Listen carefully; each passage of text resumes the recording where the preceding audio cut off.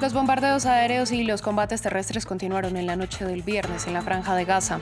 Una escuela y los alrededores de los hospitales de Al-Shifa y Al-Quds estuvieron entre los objetivos, esto al tiempo que la crisis humanitaria se agrava. La OMS aseguró que el sistema sanitario del enclave está de rodillas. Según el ejército de Israel, en los últimos 2 días, al menos 100.000 personas se han desplazado hacia el sur de la franja. Esto cuando Naciones Unidas cifra en más de 1,5 millones los desplazados dentro del enclave y cuando el número de muertos en Gaza superó los 11.000. En Colombia, la guerrilla del ELN aseguró que no aceptará ni imposiciones ni chantajes. Esto luego de que la delegación del gobierno que negocia con este grupo armado pidiera que eliminara el secuestro de sus prácticas. Esto tras la puesta en libertad del padre del futbolista Luis Díaz, que estuvo 12 días secuestrado. Tenemos análisis. En France 24 estamos de vuelta con las noticias que marcan la jornada. Soy Valentina Torres Sánchez y es un gusto acompañarlos. Comenzamos en Gaza, donde el ejército continúa su campaña de asedio con ataques aéreos y terrestres. El cielo volvió a resplandecer una noche más en medio de los bombardeos, varios de ellos contra zonas hospitalarias y una escuela de la franja que sirve como refugio para desplazados.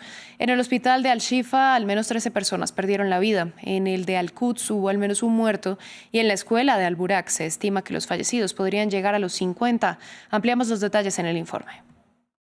Guerra abierta contra los hospitales gazatíes. Durante las últimas horas, varias infraestructuras sanitarias de la Franja de Gaza fueron atacadas por el ejército israelí. El Ministerio de Salud de Gaza señaló que los tanques israelíes están en las inmediaciones de al menos 4 hospitales.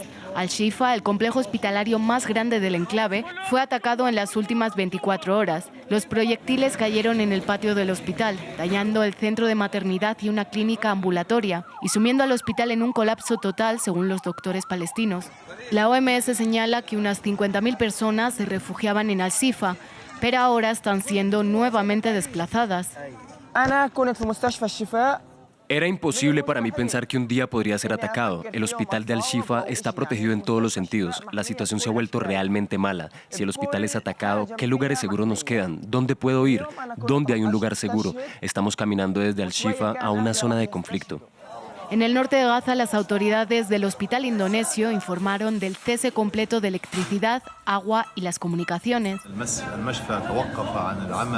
El hospital dejó de funcionar debido a la escasez de combustible y ahora hemos intentado tratar a nuestros pacientes utilizando otros medios.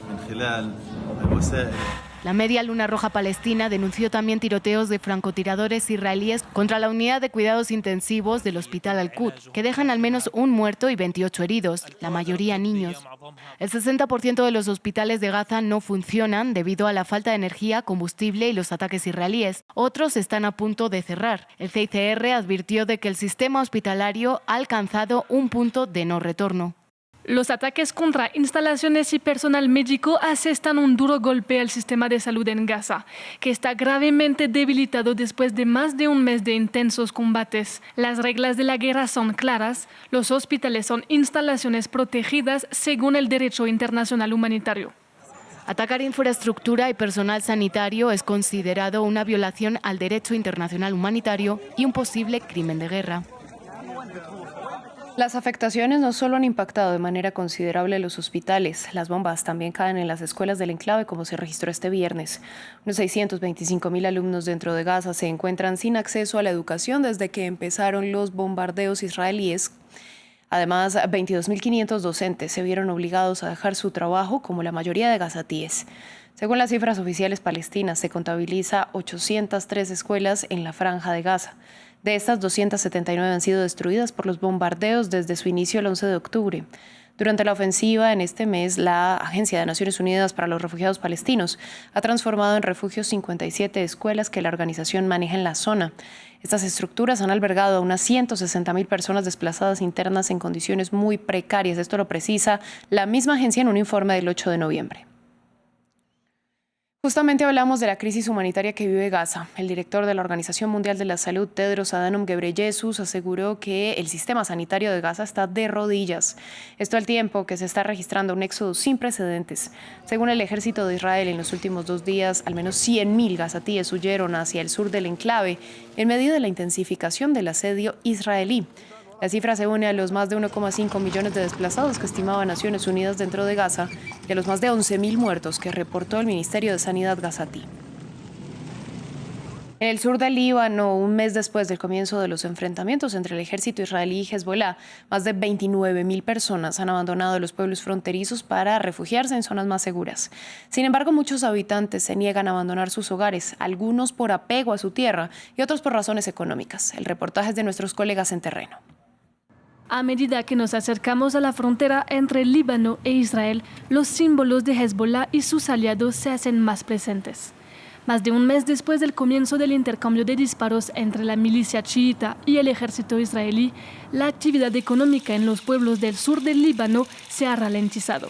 Muchos de estos pueblos han sido vaciados por sus habitantes, pero a pesar del peligro constante, algunos se niegan a marcharse. Esta es la tierra de mi padre, de mi abuelo, de mis antepasados. Esta es la tierra por la que Cristo caminó. ¿Cómo podría abandonarla? Estoy en el lugar más sagrado del mundo. Si me voy no quedará nada para mí, me convertiré en un cuerpo sin alma. Mi cuerpo y mi alma están unidos a esta tierra, como todos los habitantes de estos pueblos. Ain Ebel es uno de los pueblos fronterizos desde los que es posible ver posiciones militares israelíes. En este pueblo, como en muchos otros del sur del Líbano, la actividad económica gira en torno a la producción de aceite de oliva. Pero a pesar de la tensa situación de seguridad, Nahual está decidida a aprovechar al máximo la temporada. Nos quedamos aquí durante la guerra de 2006 y pensamos quedarnos aquí ahora. Trabajamos duro para construir nuestras casas. ¿Cómo podemos dejarlas e irnos? Desde luego no nos iremos. En el pueblo vecino de Hermeish, este molino de aceite funciona a pleno rendimiento. Los agricultores de la región vienen aquí a depositar sus cosechas, recogidas en los últimos días en condiciones muy difíciles. Por supuesto que asumimos riesgos. Recogemos aceitunas todos los días bajo las bombas. No tenemos ni idea de dónde viene el fuego de Hezbollah o del ejército israelí. Israel ataca a diestro y siniestro sin distinción.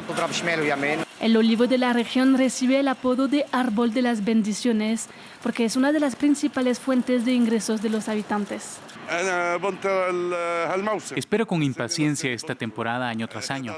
Eso es lo que me mantiene aquí. No puedo dejar solos a los habitantes con sus aceitunas. Hoy los que viven en estos pueblos del sur del Líbano están decididos a permanecer en sus tierras, una elección que probablemente tendrán que reconsiderar con el resurgimiento de la tensión entre el Líbano e Israel. Cambiamos de tema. En Colombia, la guerrilla del Ejército de Liberación Nacional dijo este viernes que no aceptará imposiciones ni chantajes por parte del gobierno. La declaración del líder del grupo armado, alias Antonio García, se produce luego de que la delegación del gobierno colombiano, que mantiene conversaciones de paz con el ELN, les pidiera que eliminen el secuestro de sus prácticas. Esto justamente tras poner en libertad al padre del futbolista Luis Díaz, a quien el ELN mantuvo secuestrado durante 12 días. Previamente conversamos con Elizabeth Dickinson, analista senior para International Crisis Group, que nos explicó cómo lo ocurrido con Luis Manuel Díaz afecta el proceso con el ELN. Pues yo creo que el proceso está en una fuerte crisis, lo más fuerte que hemos vivido entre el gobierno de Petro, sobre todo porque la opinión pública está preguntando muchas cosas sobre el comportamiento de este grupo armado. La pregunta que más, digamos, sale a flote es por qué estamos negociando con el ELN si ellos no están dispuestos a cambiar su comportamiento.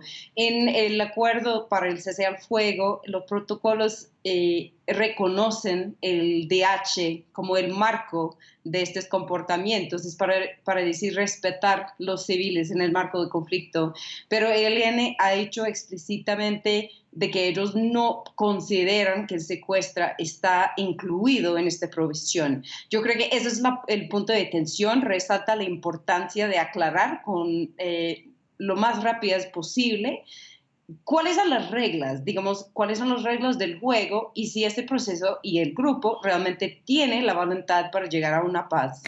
En México, la llegada de turistas internacionales creció 6,1% en septiembre, según el Departamento de Estadística. En total, el país recibió 2,94 millones de visitantes y es en el noveno mes, lo que implicó ingresos por más de 1.500 millones de dólares.